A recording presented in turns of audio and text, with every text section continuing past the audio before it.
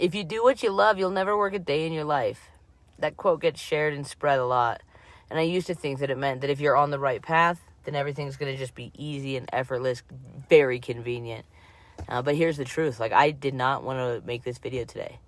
I did not plan to sit and reflect and make a storyboard for this. I had other plans for my time, but yet here I am. Because callings don't always ask for your permission. They don't check your calendar. It doesn't care that it's not what I wanted to do. But there's something inside my soul that said, this is the thing you need to do. And you need to do it right now, in the moment, while this is happening, while it is fresh. So I listened. And I'm learning that part of having a gift and part of having a blessing is being obedient with it. When the inspiration comes, you don't negotiate with it. You don't wait until it's convenient. You don't tell yourself that you're going to do it later. You show up. You take advantage of the moment, in the moment. You work through it. You honor it with discipline. Because change doesn't happen just through desire and because I want it to. It happens through response and action. Change can happen in a thought. Change can happen in a moment. I didn't want to write this, but the inspiration hit. And out of respect for the craft that I'm building, out of respect for the calling that I've been given, I showed up. And I will continue to do the work that I have to do so that when the moment of divinity and purpose truly actuates and arrives, then I will be ready. I am able and willing. Most people quit their dreams at the exact moment that they're about to work. And not because they stopped living in the dream, but because it stopped showing signs of life. They were pushing and trying. They were showing up. And it looked like nothing.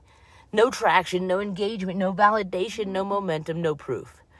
And so then the mind starts whispering, yeah, maybe this isn't working. Maybe it's not for me. I've waited too long.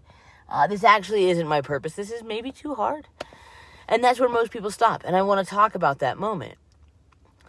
Because change doesn't look like progress until suddenly. And suddenly it does. Now, I'm sharing this in real time. I'm not at the finish line. I don't know what this story looks like. This is not a polished success story. I'm sharing it while I'm still in it.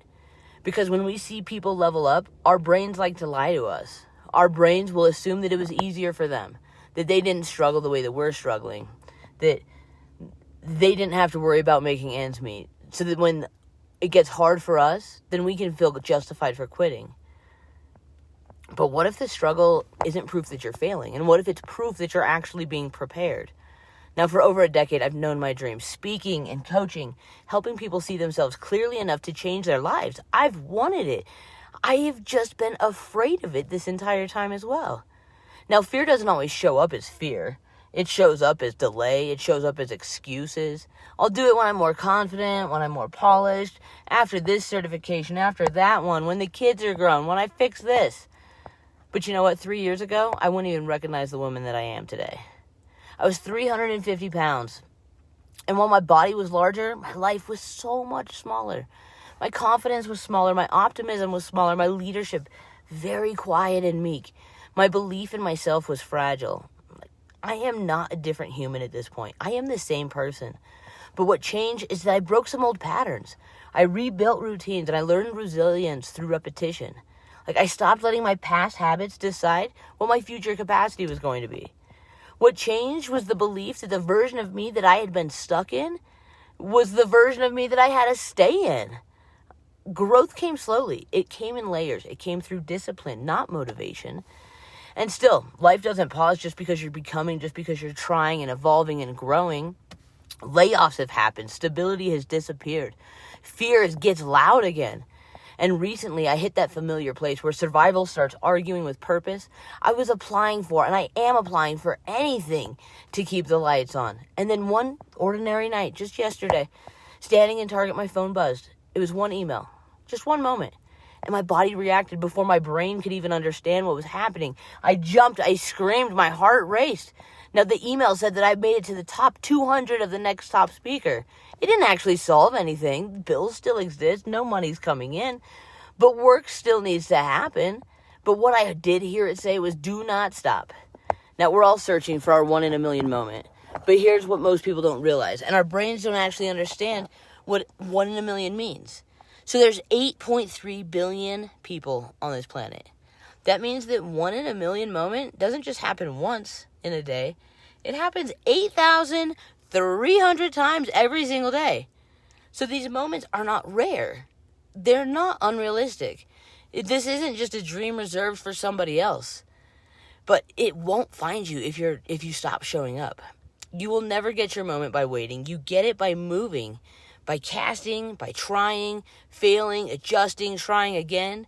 Now the pond is massive, but the ocean is endless. So if nothing is biting, maybe you're not meant to quit. Maybe you're meant to cast somewhere else. There's this tree in Washington, the tree of life, and it grows out of a rock face on the edge of a cliff. It's exposed to wind, salt, storms. It is brutal up there. Its roots are visible. It's twisted. It's clinging, but it's hanging on. And by every logical measure, it should not exist, but yet it stands there. And not because the environment was easy, but because life adapts. Like, even in nature, nature moves in these cycles. Cicadas live underground. They're silent. They're invisible until all of a sudden they emerge. There is the great bloom in the deserts where there's nothing and it looks empty and lifeless for years. And then once that rain hits, bam, all of the flowers open all together. There is nothing, and then there is life. It always looks empty until it doesn't. Even life itself begins this way. One moment, there's no life. And then one cell meets the perfect other cell. One in however many of those swimmers. And then suddenly, boom, everything that will ever exist inside of that person begins to grow. Change happens in a moment. But the moment is earned by preparation. So if you're in a season where nothing seems to be happening, you're not empty. You're being prepared. If you're doubting your dream, that doesn't mean you're wrong. It just means that you care. Right now, I don't know my final outcome. I don't know exactly how this path unfolds. But I do know this. I will never put my purpose on hold again.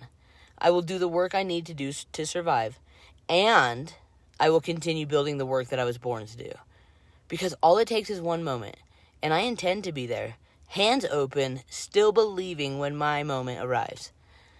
Now, if this feels like it's speaking directly to you, just hold on. And I don't know how long you have to hold on for. But I do know that you have to hold on.